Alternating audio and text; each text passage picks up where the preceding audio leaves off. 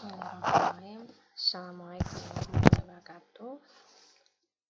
Ya, sekarang kita lanjut akan membahas mengenai vaksin dan imunisasi.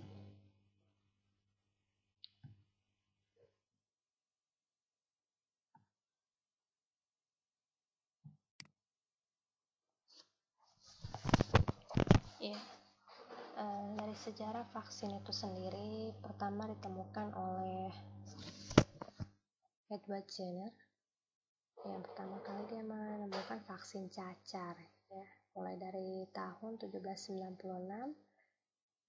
Seorang Jenner ini menemukan vaksin cacar sudah dari 1000 tahun yang lalu.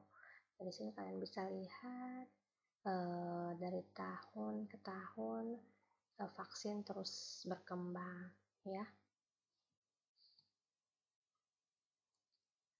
Kemudian WHO itu melaunching ada namanya PPI, ya, program pengembangan imunisasi. Dari tahun 74 sudah ada PPI untuk mengobati 6 penyakit dari pembuatan vaksin itu sendiri, ya, sampai bertahap dari sekarang dan masuk ke program nasional, internasional ataupun Indonesia sendiri melalui Gavi, ya, Aliansi Global untuk Vaksin dan Imunisasi, yang termasuk dalam kategori vaksin dasar. Kita akan belajar lebih lanjut. Kita mulai dari definisi itu sendiri. Apa itu vaksin? Ya, apa itu imunisasi? Ya, kalau vaksin itu merupakan agennya, ya, agen. Sedangkan imunisasi yaitu proses dari agen tersebut ketika sudah masuk ke dalam tubuh. Kalau agennya, vaksin kita ketahui adalah antigen, ya, berupa mikroorganisme yang sudah mati atau masih hidup ataupun yang dilemahkan atau yang disebut biasanya live attenuated, yang masuk ke dalam tubuh kita. Yang ketika masuk ke dalam tubuh, ya, itu yang namanya sudah akan muncul proses yang namanya imunisasi atau sistem kekebalan tubuh dari sistem imunitasnya kita sendiri. Bagaimana sih sebenarnya vaksin itu bekerja di dalam tubuh ketika masuk ke dalam tubuh? Ada yang namanya vaksin itu menginjus. Dia menginjus sistem imun kita di dalam tubuh. Yang kita ketahui sistem imun yang kita di dalam tubuh yaitu berasal dari sel T, ya, maupun di sel B. Sel T itu ada di mana? Ada yang namanya di kelenjar timus yang di bagian endokrinnya kita. Sel B itu berada di mana? Ada berada di sumsum tulang belakang. Ketika sel T itu masuk, dia membentuk ada yang namanya sistem kekebalan tubuh. Sebelum masuk ke dalam sistem kekebalan tubuh, awalnya seorang pasien, ya, atau individu yang divaksinasi akan memberikan perlindungan hidup dengan satu dosis, ya, seperti melakukan vaksin alami, ya. Ada juga beberapa dosis vaksin yang tidak aktif, yaitu biasanya juga dikatakan vaksin lanjutan. Jadi ada yang namanya vaksin itu ketika dia diberikan harus melalui dosis berulang, yang disebut ini adalah dosis penguat. Ketika vaksin masuk ke dalam tubuh, ya, kita akan dibentuk ada yang namanya respon imun sel T independen. Sel T independen ini dibuat untuk menstimulasi sel B secara langsung dan mengalami ada yang namanya maturase atau respon Moser, sehingga dia akan menyimpan imunoglobulin dengan imunoglobulin G afinitas tinggi. Ya, ini adalah mekanisme kerja vaksin di dalam tubuh kita. Bagaimana vaksin itu dia menginjus sel T sehingga ada yang namanya proses antigen internalisasi. Dari antigen internalisasi ini dia mengekspresikan ya sel T, sehingga dia menstimulasi sel B polisakarida spesifik, sehingga dia bisa menyimpan sel B ya dengan afinitas imunoglobulin yang sangat tinggi. Kenapa sel B? Ya, sel B di sini dia bekerja sama dengan sistem imunoglobulin G, sedangkan sistem imunoglobulin G yang kita kenal itu ada banyak.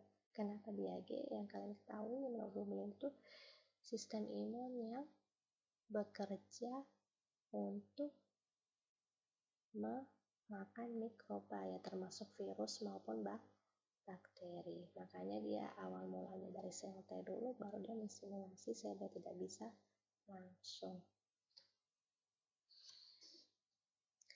Nah, sistem kekebalan tubuh di dalam tubuhnya kita itu sebenarnya ada yang pasif, ada yang aktif.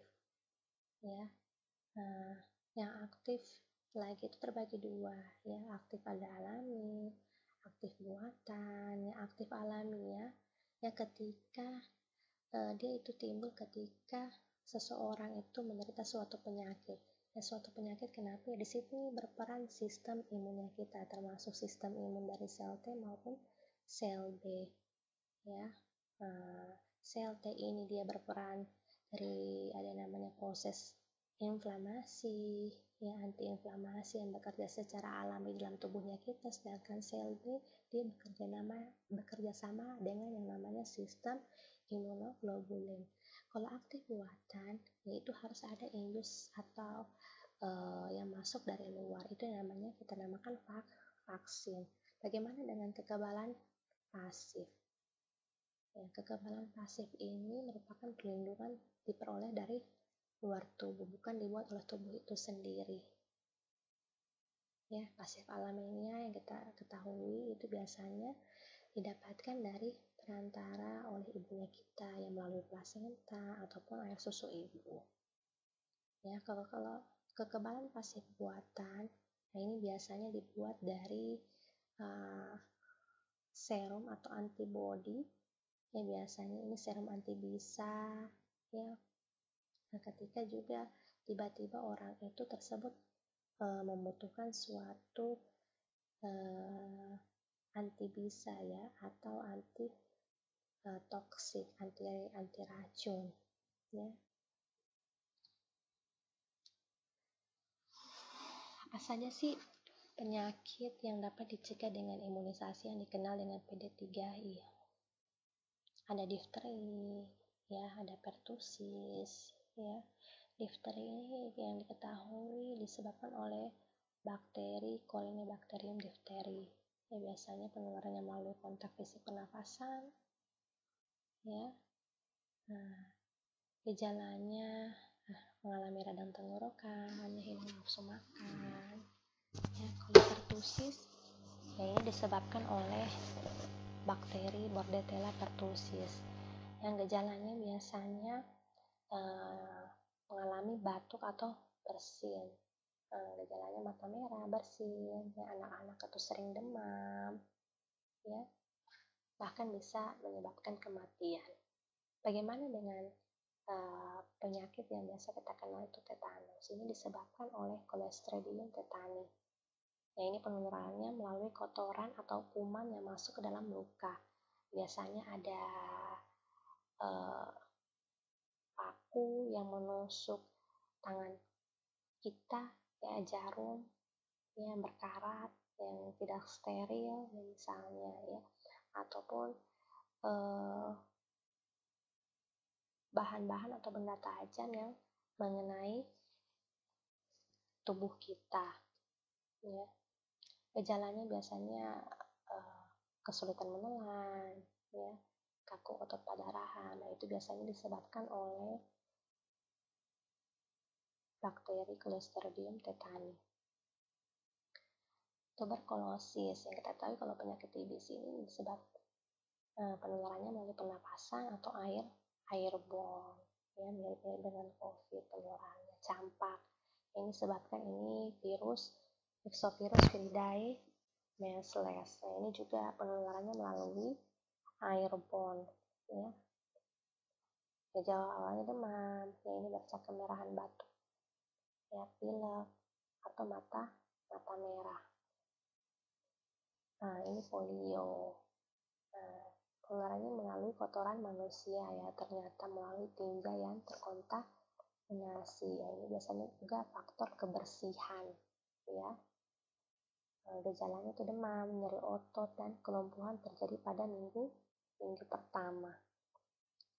Hepatitis B atau biasa disebut penyakit kuning. Ya, ini penularannya secara horizontal, biasanya dari darah, suntikan, ya, atau transfusi dari ibu ke bayi. Apabila selama proses persalinan, ya, ini bisa menyebabkan hepatitis B, rentan mengalami hepatitis B. Ada juga penyakit namanya HIV, ya, penyakit flu yang tipe B. Nah, ini juga penularan melalui droplet ataupun melalui nasofaring.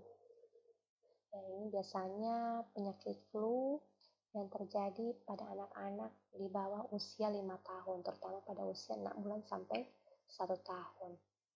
Ada namanya juga virus HPV ya, atau human papillomavirus. Ya, ini biasa penularannya melalui kulit ke kulit ya. Kalau kulit ke kulit biasanya bisa menyebabkan kutil atau terbentuknya lesi. Kalau melalui hubungan seksual ya bisa juga dapat menyebabkan CA cervix. Klasifikasi vaksin ya. Ada namanya vaksin itu dibuat dengan cara dilemahkan atau cara tidak aktif ya. Ini tergantung dari sifat vaksinnya ya, apakah dia bisa ditahannya seberapa lama, apakah dia bisa dibuat dengan cara dilemahkan ataupun diaktifkan, tergantung juga dengan stabilitasnya.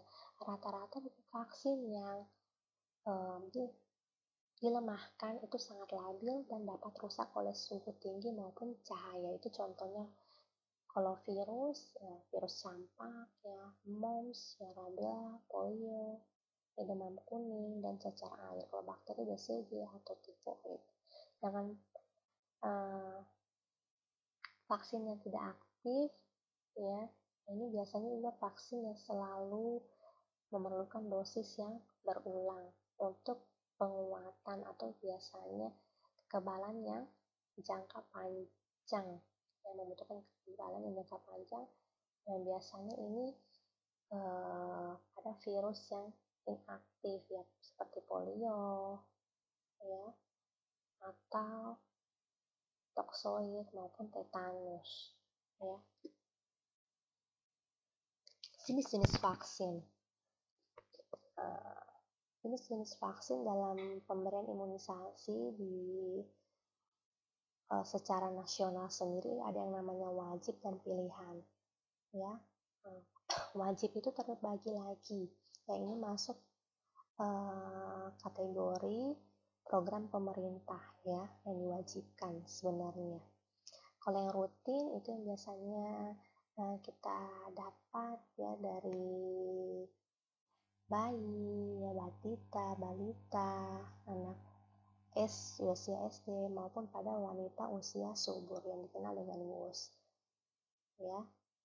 Apa saja vaksin dasar yang diberikan pada umur bayi 0 sampai 1 tahun. Lanjutan yaitu tadi ya, kebanyakan diberikan vaksin yang dibuat dengan inaktif atau tidak aktif, yaitu karena ini tadi ya diberikan secara berkelanjutan pada balita ya, anak usia SD maupun pada wanita usia subur. Sedangkan vaksin yang masuk kategori tambahan ya, ini biasanya ketika terjadi pada suatu daerah yang endemis ya, atau kejadian luar biasa ya, ini hampir sama dengan vaksin khusus ya, atau yang vaksin khusus juga bisa juga masuk kategori vaksin yang diberikan pada calon haji atau umroh. Sedangkan vaksin pilihan yaitu tergantung dari kebutuhan si pasien sendiri. Nah, ini jadwal imunisasi dasar ya untuk kategori usia 0 sampai 11 bulan. Ya. Imunisasi dasar itu diberikan vaksin sampai 9 bulan ya, 0 sampai 7 hari. Nah, kenapa dikatakan vaksin imunisasi dasar? Yaitu tadi ya, ini merupakan vaksin juga yang masuk kategori pemerintah dan diberikan secara gratis ya, masuk programnya Kementerian Kesehatan.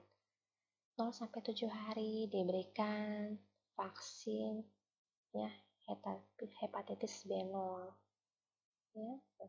1 bulan masuk BCG ya, polio 1, 2 bulan polio 2 ya, DPT, hepatitis B lagi ya, ini berkelanjutan ya, tapi dia masuk kategori dasar karena dia diberikan selama 9 sampai 9 bulan.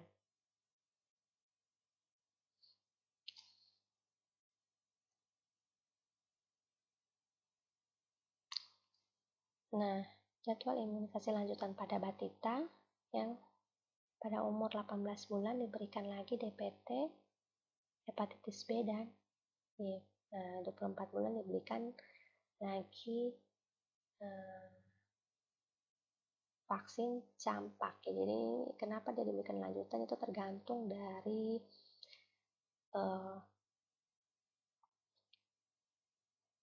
vaksin tersebut dibuat dengan cara yaitu dilemahkan sehingga dia diperlukan dosis yang berulang juga. Nah, ini juga masih dengan jadwal imunisasi lanjutan pada anak usia sekolah. Ya, ini DT, ini adalah vaksin difteri, tetanus. Ini vaksin awalnya, sedangkan TD ini vaksin ulangan dari vaksin DT. Ketika umur 1 SD, ini juga masuk kategori pemerintah ya. Dan diberikan lagi vaksin campak yang setelah tadi sebenarnya vaksin lanjutan ya, dari yang umur 24 bulan atau anak 2 tahun. Nah, ini adalah jadwal imunisasi lanjutan tetanus neonatum. Ya, ini dihitung sejak imunisasi dasar pada bayi tapi diberikan pada kategori wanita usia subur. Kenapa diberikan pada wanita usia subur? Ya, ini yang untuk umur 25 tahun. Tapi yang sebelumnya ini diketahui diberikan pada umur anak-anak ya dari ini ya, dari bayi ya sampai masuk 10 tahun. Kalau 25 tahun ini hanya dikhususkan pada wanita usia subur. Vaksin tetanus neonatum kenapa diberikan pada wanita usia subur? Nah, ini untuk mencegah itu tadi ya, penularan bakteri Clostridium tetani ketika, atau biasanya disebut ini ya, program CATIN, vaksin calon pengantin yang untuk persiapan kehamilan atau pasca persalinan, yaitu mencegah penularan Clostridium tetani ketika ibu melahirkan. Nah, ini jadwal imunisasi anak usia 0 sampai 18 tahun ya, berdasarkan rekomendasi Ikatan Dokter Anak Indonesia. Ya, ini selain vaksin dasar maupun vaksin lanjutan, di sini juga didapatkan vaksin rekomendasi vaksin pilihan. Jadi tergantung dari kebutuhan individu atau pasien atau anak itu sendiri.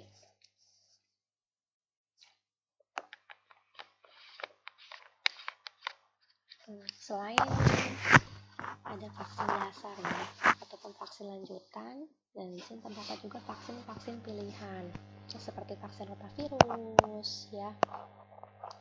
Vaksin rotavirus ini adalah vaksin yang dilemahkan ya, merupakan virus yang dilemahkan yang dapat menyebabkan diare Ini rotavirus namanya, yang diberikan pada umur 2 bulan, ya, 4 bulan dan 6 bulan diberikan 3 kali. Jadi tergantung dari individu. Dan ini belum masuk program pemerintah, masih digodok ya di kementerian, karena sebenarnya juga untuk vaksin rotavirus sendiri itu merupakan kebutuhan dari si anak ya, untuk mencegah terjadinya diare yang sangat parah yang diakibatkan dari rotavirus itu sendiri. Ada juga namanya vaksin MMR ya. Ini vaksin MMR ini biasanya diberikan umur 15 bulan ya. Nah, ini juga tidak termasuk program pemerintah. Tifoid ya, hepatitis A, HPV, maupun dengue. Ya, dengue ini biasanya masuk di kategori vaksin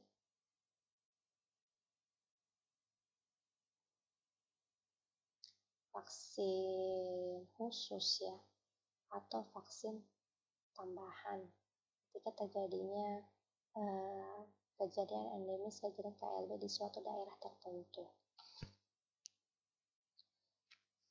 Keamanan vaksin yang perlu diperhatikan ya, untuk menilai kualitas dan keamanan vaksin itu sendiri ya, yang paling utama yaitu expired date-nya dong ya. Vaksin tersebut belum pernah mengalami pembekuan ya, pembekuan berulang maksudnya ya, belum pernah terpapar suhu panas ya, karena kalian ketahui sendiri vaksin tersebut, penyimpanan vaksin itu pada suhu berapa ya, harus stabil pada suhu berapa ya, harus disimpan pada penyimpanan yang bagaimana ya. Vaksin belum melampaui batas ketika vaksin yang telah dibuka ya. Pencampuran vaksin sebaiknya juga dengan pelarut harus berasal dari pabrik yang sama untuk menjaga stabilitasnya. Nah, ini contoh-contoh sediaan ya, dan pelarutnya tentunya ya. Sebaiknya tadi itu ya, untuk menjaga stabilitas vaksin itu sendiri, sebaiknya digunakan juga pada pelarut dari pabrik yang sama. Nah, ini contoh vaksin BCG. Nah, ini vaksin BCG ini untuk vaksin TBC ya. Dia mengandung Mycobacterium bovis yang hidup tapi dia dilemahkan. Ini termasuk kategori yang tidak stabil pada pemanasan, jadi dia hanya bisa dilemahkan. Nah, ini vaksin DPT HB HIV ya. Ini vaksin hepatitis B yang tidak aktif. Ini vaksin polio ya, yang sudah dilemahkan.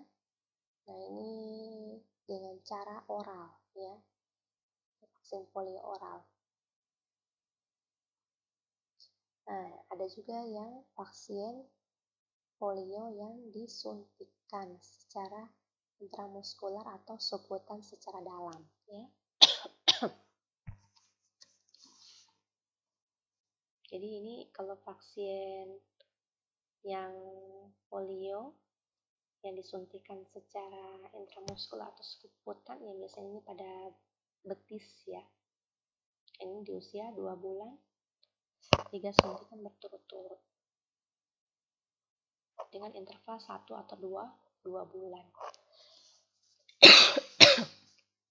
Sedangkan yang oral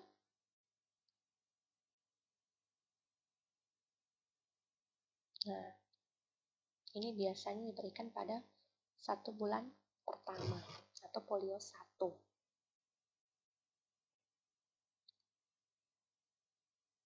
Nah, ini vaksin campak adalah virus hidup yang dilemahkan. Vaksin DT, ini inisial vaksin ya, diberikan pada anak di bawah usia 8 tahun,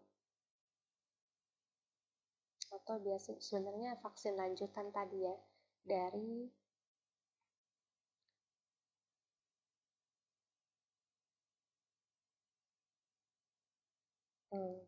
DPT, HB, HIV, dari vaksin combo. Ini namanya kalau sudah kombinasi, ada 3 jenis vaksin itu sendiri namanya vaksin combo. Nah, sebenarnya untuk vaksin DT sendiri sudah ada di vaksin dasar itu sendiri, jadi diberi vaksin lanjutan dari vaksin DT ini. Cuman ini disebut ya vaksin inisial lagi, vaksin awal, karena ada vaksin TD. Ini vaksin ulangan dari vaksin DT.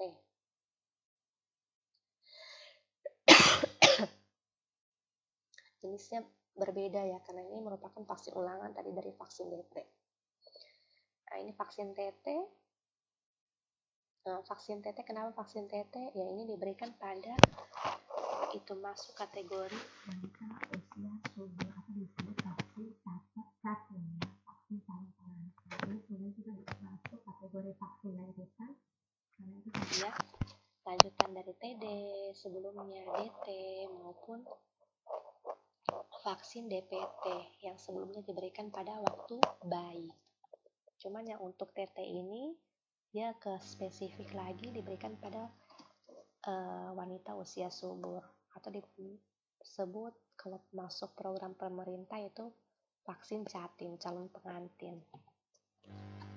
Nah, kita masuk ke bab KIPI ya, kejadian ikutan pasca imunisasi. Nah, ini biasanya kejadian KIPI sendiri ini merupakan reaksi vaksin ya, yang terjadinya secara insidental ya, tiba-tiba, atau penyebabnya tidak diketahui, yang bisa menyebabkan rawat inap ya, atau perpanjangan rawat inap, bahkan pencatatan yang menetap. Angka kejadian dan keparahan dari KIPI itu sendiri tergantung dari besaran laporan yang ada ya. Terdeteksi itu pada tahun 2012 didapatkan sebanyak 190 kasus dari 19 provinsi ya, terdiri dari 100 kasus KIPI serius dan 90 kasus KIPI non serius. Dari data tersebut terlihat belum semua provinsi melaporkan, mungkin sebenarnya ada, cuman banyak yang belum melaporkan kasusnya, atau banyak yang belum mengetahui dari KIPI itu sendiri. Karena sudah banyak yang melaporkan mengenai KIPI ya, dilakukan melalui upaya penguatan surveillance di 2 provinsi, Jawa Barat maupun Yogyakarta, terdapat 10.052 kasus KIPI. Jadi lumayan sangat besar ya kejadian KIPI itu sendiri. Penyebab KIPI ya dibedakan atas 3 ya. Ada yang reaksi lokal. Reaksi lokal itu diasumsikan mungkin akibat dari suntikan ya, bengkak kemerahan di tempat suntikan. Yang paling banyak akibat mungkin suntikan DPT ya, vaksin DPT ataupun vaksin tetanus itu sebesar 50%. BCG ya. Sedangkan reaksi sistemik biasanya gejala yang timbul itu akibat demam. Ini memang paling umum terjadi pada pasien yang diberikan vaksin. Ya, biasanya juga iritasi, ya lemah, ya. Sedangkan reaksi vaksin yang berat yaitu bisa menyebabkan kejang, ya, trombositopenia, ya. Bahkan bisa menyebabkan shock anafilaksis. Nah, ini paling banyak disebabkan oleh imunisasi campak atau DPT ya.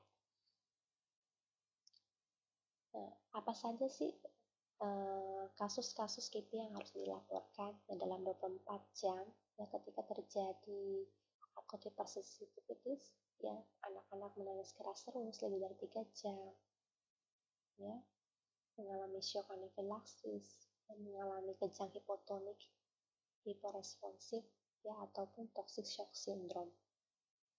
Dalam 5 hari ternyata bisa dilakukan pengamatan ya, atau monitoring ya, apabila terjadi abses ya di tempat suntikan. Ini biasanya terjadi pada reaksi lokal ya, pada daerah suntikan.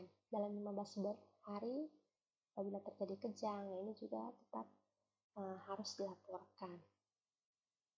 Kejang demam ya tidak turun ya ketika diberikan vaksin. Dalam 3 bulan ya, tiba-tiba pasien mengalami lumpuh layu ya, ini biasanya pada ketika diberikan vaksin polio ya, atau pada saat diberikan vaksin yang mengandung bakteri Clostridium tetani ya. Antara 1 hingga 12 bulan ya, ini perlu dimonitoring pas pemberian vaksin ICG ya, apabila mengalami osteitis atau osteomyelitis ya, limfadenitis. Tidak ada batas waktu ya, ketika ternyata mengalami kematian atau rawat inap ya, atau kejadian lain yang dianggap berat, ini tetap tentunya wajib dilaporkan.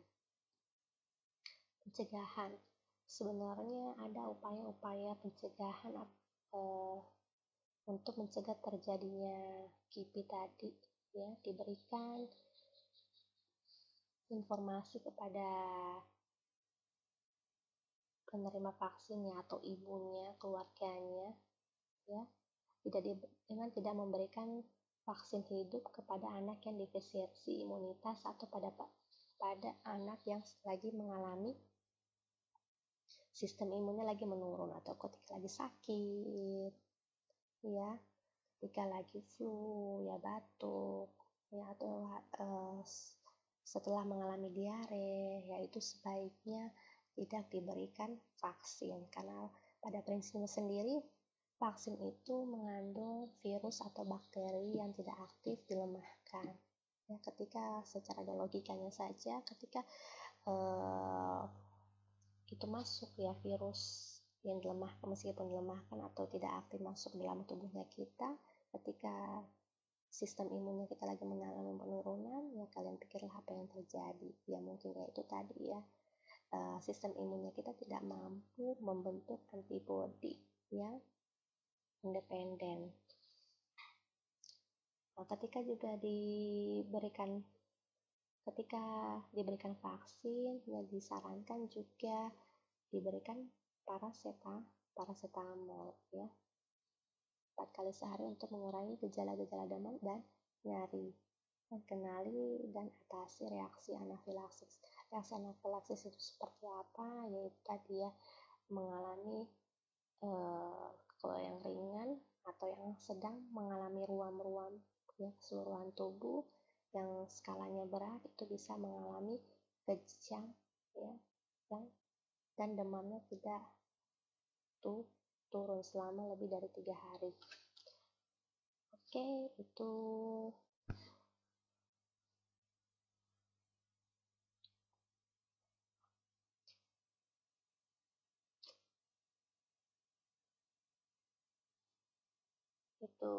adalah